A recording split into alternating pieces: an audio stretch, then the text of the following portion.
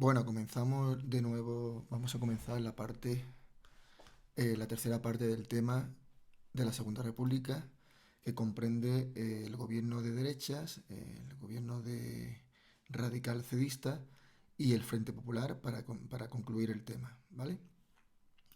Bueno, sería bueno recordar un poco, bueno, estas son las partes del tema, ¿no?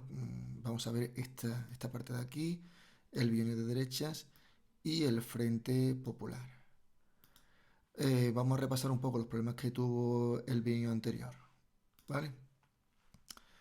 Los problemas que tuvo, aquí los hemos puesto. El primero fue el crash del 29, con lo cual se cortan las inversiones, se cortan las exportaciones, descensos de la producción a nivel europeo, ¿eh? España se vio afectada. Después tenemos la oposición de los anarquistas más radicales de la CNT y de la FAE, que hicieron insurrecciones en el campo, en los Castilblanco, en Badajoz, en Arnedo, en el Alto Llobregat, y la última y la más importante porque le supuso la caída del gobierno de Azaña fue el suceso de Casavieja. Vamos a poner por aquí el suceso de Casavieja, lo recordamos, un periódico de anarquista, calificando de incalificable la agresión de Arnedo. Seguimos por aquí. Otro de los aspectos muy importantes fue la unión de los partidos de derecha. Tenemos un partido monárquico con, perdón, Acción Española, con estos intelectuales, pero me estaba refiriendo eh, a este partido monárquico, Renovación Española de Calvo Sotelo, ¿vale? Monárquico alfonsino. Después tenemos un partido de derechas católico, la CEDA de José María Gil Robles. Después tenemos incluso hasta carlistas, y por último tenemos los grupos antidemocráticos, fascistas de la Junta de Ofensiva Nacional Sindicalista, la JONS, y posteriormente la Falange de Primo de Rivera. ¿Vale? Esto lo vimos nosotros en los apuntes. Esto lo vimos aquí en los apuntes. La unificación, la oposición por parte de la derecha, la católica. Bueno, y después también un apartado muy importante.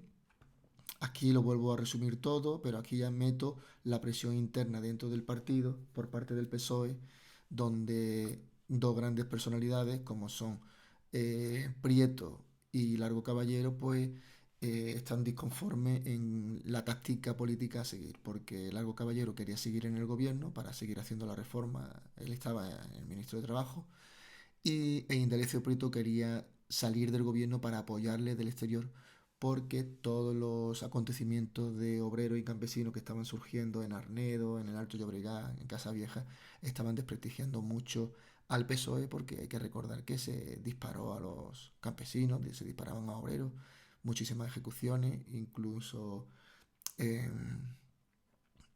se mandaron a las colonias de Guinea Ecuatorial a obreros, a campesinos, a gente que estaban manifestándose, que hacían huelgas, y entonces él pensaba que era mejor salir del gobierno y apoyarlo desde fuera, ¿vale? Y por supuesto, bueno, aquí tenemos Julián Besteiro, un otro gran líder del PSOE. Este va a disentir todavía aún más de estos dos, ¿no?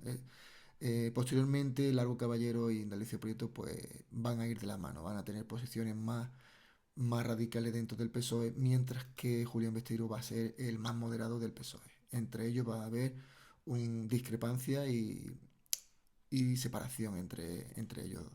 Y por supuesto mm,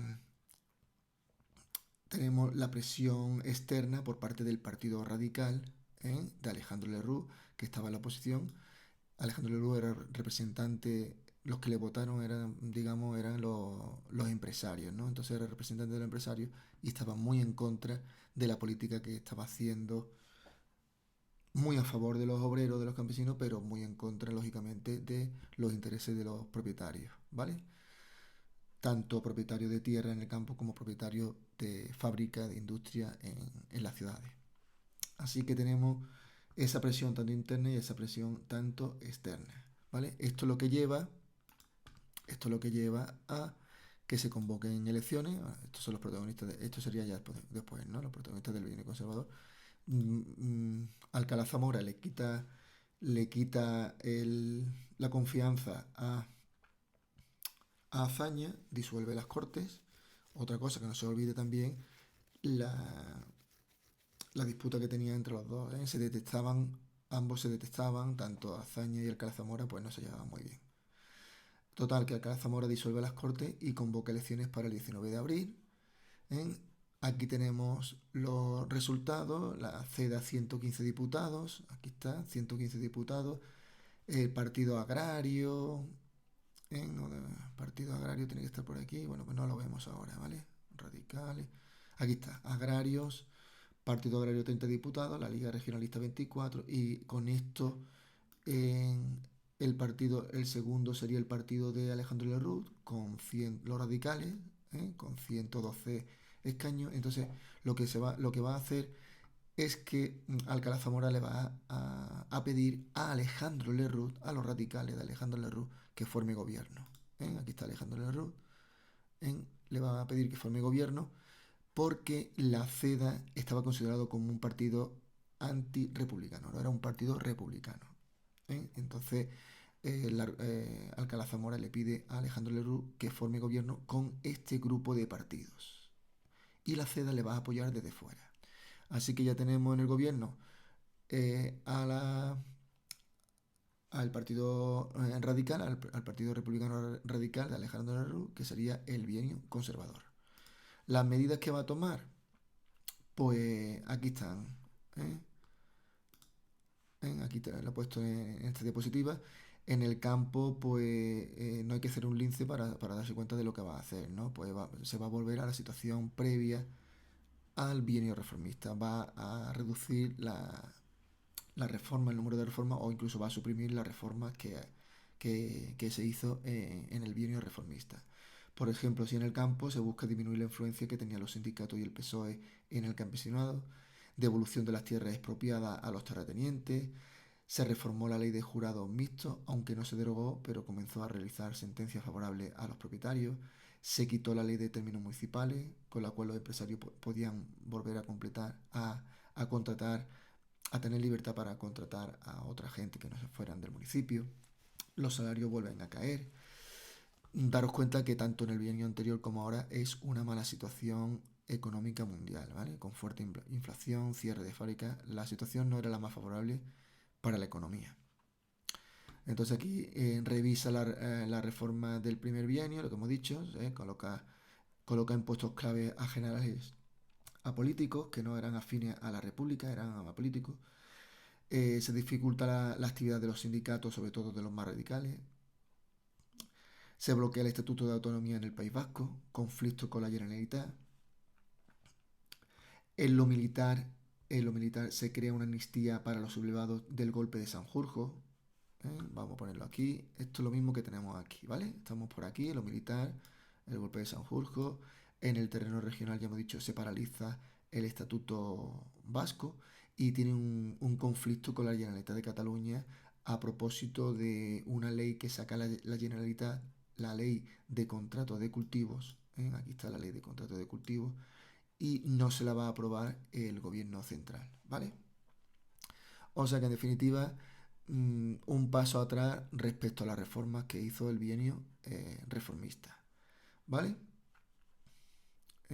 Se reformó la ley de jurado mixto, que luego se va a quitar, se devuelven tierras, se paga, incluso aquí vemos que se indemnizó a los propietarios con 230 millones de pesetas, ¿vale? Por haberle expropiado las tierras. En fin, respuesta de la izquierda, volvemos, crisis del gobierno de derecha, pues va a haber una gran respuesta de la izquierda con tensiones sociales, manifestaciones, huelgas generales por diversos puntos de España, Zaragoza, Madrid, Vizcaya. Se convoca la mayor huelga agraria de la historia, ¿eh? Con el momento de la cosecha de junio del 34, ante la cual el gobierno reaccionó declarando la huelga como un movimiento revolucionario y se impidió la actuación de las organizaciones campesinas, obligando a los campesinos a la recogida de la producción, porque no querían recoger la producción. Gran represión en esa huelga, con más de 10.000 detenciones y 200 ayuntamientos de izquierda fueron destituidos por gobernantes afín al nuevo tinte político de la República, ocupaciones de tierra en Extremadura y Andalucía, en fin. Pero de todos los fenómenos con los que tuvo que luchar o combatir este bienio de derecha, pues el más importante, como pongo aquí, fue la sublevación, la crisis de 1934 en Asturias, la revolución de Asturias y la revolución de Cataluña. Aunque la revolución podemos decir que fue una huelga general en toda España, ¿eh? Fue una huelga general en toda España, sí triunfó, digámoslo así, en Asturias y en Cataluña. ¿Qué ocurrió en Asturias y en Cataluña? Esto lo tengo yo aquí. En, pues en Asturias se hizo una revolución social. ¿eh? Mm, Se van radicalizando las posturas, el PSOE radicaliza su postura. ¿eh?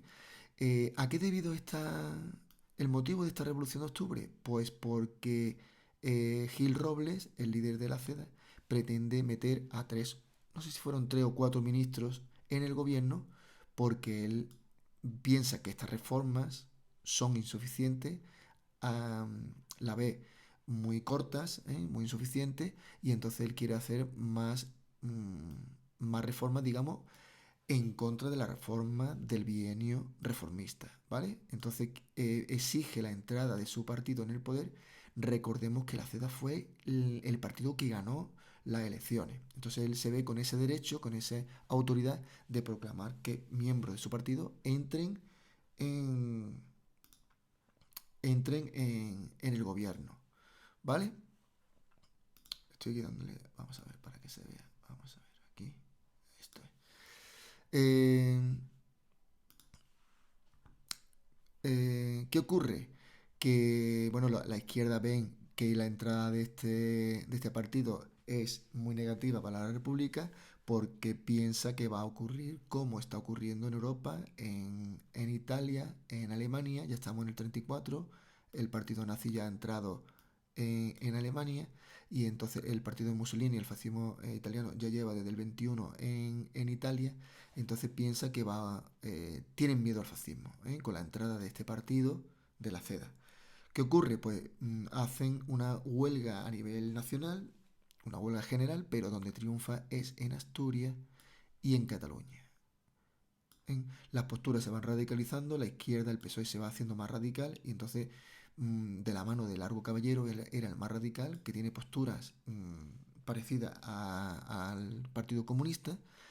Entonces quieren tomar el poder en ciudades como Gijón, Avilés, Oviedo, quieren tomar las empresas mineras, eh, en- entran en propiedades rurales, en grandes propiedades rurales, y la contrapartida son dura represión por parte del gobierno, del gobierno de la derecha, donde actuó el general Franco, dura represión, 30.000 prisioneros, abundantes ejecuciones.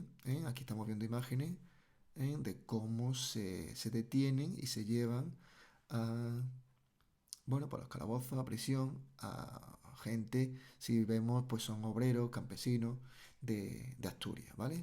Se les requisan armas, bueno, fue un auténtico follón, fue una auténtica revolución, se le llama la Revolución de 1934. El gobierno la controló y después tenemos en Cataluña que se proclama la República Catalana, eh, eh, Companys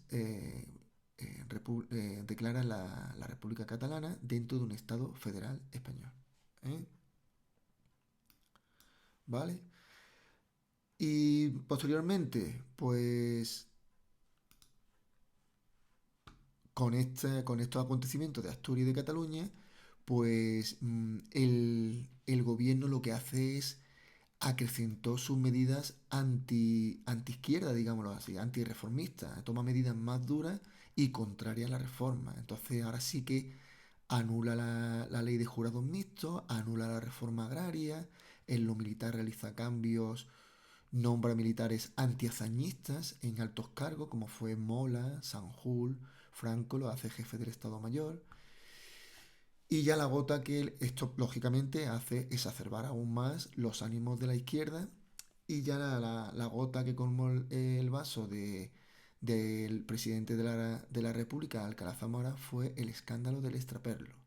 ¿Qué consistió esto? El extraperlo era una especie de ruleta, una máquina tragaperra, ¿eh? Ingeniada por dos holandeses, Strauss y Per, de ahí viene el nombre, que se implantó en casinos españoles, ¿no? Y se conoció que Alejandro Lerroux pues se llevaba comisiones por instalarla. Alcalá Zamora, al conocer esto, pues obligó a dimitir a Alejandro Lerroux y se convocan elecciones para febrero del 36. ¿Vale? Ya tenemos aquí las elecciones de febrero del 36. En la derecha van desunidas, la izquierda se unen en lo que se llama el, el Frente Popular, ¿vale? La campaña electoral para estas elecciones fue muy dura, fue muy tensa, fue muy violenta. Ya se ve cómo el país se va quedando dividido en dos bandos, la izquierda y la derecha, con sus milicianos, con sus seguidores, con paramilitares en las calles, persiguiéndose, realizando tumultos. Se perseguían los socialistas, los comunistas, los republicanos de izquierda más radicales contra los partidos de derecha, contra los fascistas, contra los falangistas. Entonces ya se va viendo una violencia extrema. Total, que la derecha van desunida a las elecciones, el Bloque Nacional de Calvo Sotelo, la CEDA y los falangistas van desunidos, antes se unieron. Hay que decir que en este tipo, según la ley electoral, el bloque que vaya unido se conseguía mayor número de escaños, ¿vale? La izquierda van unida, en lo que hemos dicho ya que se llama el Frente Popular. La izquierda, pues, comunista, ya están también los comunistas, ¿eh? Es que toda la izquierda se une en el Frente Popular. ¿Y qué ocurre? Pues que gana la izquierda, aquí estamos viendo los escaños, ¿eh? Y va a gobernar, pues, el gobierno, es lo que se llama el gobierno del Frente Popular. Y ya, pues, vamos en la tónica que hemos dicho antes, ¿no? El nuevo gobierno, ¿qué va a hacer el nuevo gobierno? Está presidido por Manuel Azaña hasta que en mayo del 36 Azaña va a ser nombrado presidente de la República. No confundir presidente del gobierno con presidente de la República. Y el presidente del gobierno, el jefe de gobierno, va a ser el gallego Santiago Casares Quiroga. ¿Vale? Las medidas que va a hacer el Frente Popular, pues volver a las medidas que se estaban haciendo en el bienio reformista. Quita todas las reformas que estaba haciendo el gobierno de derecha, que eran contrarias a la izquierda, y entonces pues se restablece la Generalitat, se le da el estatuto a los catalanes, se continúa con el proceso autonómico de los vascos y de los gallegos, se legaliza la falange, se reactiva la ley de reforma agraria, alejamiento de los centros de poder de los generales antes nombrados, liberalización de presos muy importante, liberalización de los presos encarcelados por motivo de la huelga de la revolución del 34, ¿vale? Pero ya la sociedad estaba muy dividida, el mundo político estaba muy dividido, muy radicalizado todo. El gobierno del Frente Popular no pudo solucionar los enfrentamientos entre grupos políticos de diferente ideología. ¿eh? Conflictos laborales, huelga, ocupaciones de tierra, reacción de la patronal, y entonces ya vamos a una violencia extrema que sería el rasgo más importante de la vida nacional y de la sociedad en España en estos meses, desde febrero a julio. Aquí tenemos una serie de datos, tampoco te lo tienes que aprender de memoria, sino para que lo he puesto para que tú veas, para que veáis la envergadura de la situación tan complicada que se estaba creando. ¿Vale? Así que llegamos a ocupaciones ilegales de tierra por jornaleros, suspensiones de pago por parte de los propietarios de tierra, violencia anticlerical, enfrentamiento entre milicianos, paramilitares, estos tenían armas, socialistas, anarquistas y comunistas contra falangistas, ¿vale? 300 muertos, 1300 heridos, o sea, un follón de mil demonios Y esto lo que nos lleva cada vez que sea todo más radical y nos lleva la derecha ante esta situación, pues ya el otro bando ya está conspirando y preparando un golpe militar, a pesar de que el gobierno del Frente Popular tenía sospechas. Bueno, de hecho alejó a militares pro-golpistas, los manda a zonas alejadas de Madrid, ¿no? Del núcleo político del núcleo político español, ¿no? Que es Madrid, a Canarias, Navarra, Baleares. Mola en un principio será el director, ¿eh? Y la chispa que hace que los militares se levanten, sobre todo Franco, que fue el último, digámoslo así. Franco fue el último en levantarse y todo el mundo estaba esperando que a ver qué decidía Franco. Y Franco era uno de los líderes más importantes de los generales y bueno, estaban todos pues a la expectativa de que se decidiera, ¿eh? La oportunidad pues la tuvo con el asesinato del líder de la oposición, el líder monárquico, en este caso pues fue Calvo Sotelo, asesinado por unas milicias socialistas porque previamente unos falangistas asesinaron al teniente socialista José del Castillo. Entonces, este hecho que estoy yo ahora aquí marcando, ¿no? Pues fue lo que decidió Franco intervenir en la sublevación, en el golpe militar que iban a llevar los generales golpistas. ¿Eh? Aquí lo estoy marcando. Y es cuando vamos a la guerra civil. Entonces Franco pues dirige el golpe desde Melilla. Los primeros en sublevarse son la guarnición de Melilla, el 17 de julio. Y ya el 18 va a pasar pasarán los soldados a la península. Originando la guerra civil. La guerra civil pues fue una de las etapas más tristes, más dramáticas y crueles de nuestra historia en general. Iba a decir de la historia contemporánea, pero nos quedamos con la historia general, ¿eh? Fue una auténtica tragedia, familias separadas, amigos separados, etcétera. Y bueno, finalmente pues ya con esto damos por terminado el tema de la Segunda República. Espero que os sirva para estudiar y para mejorar vuestros resultados.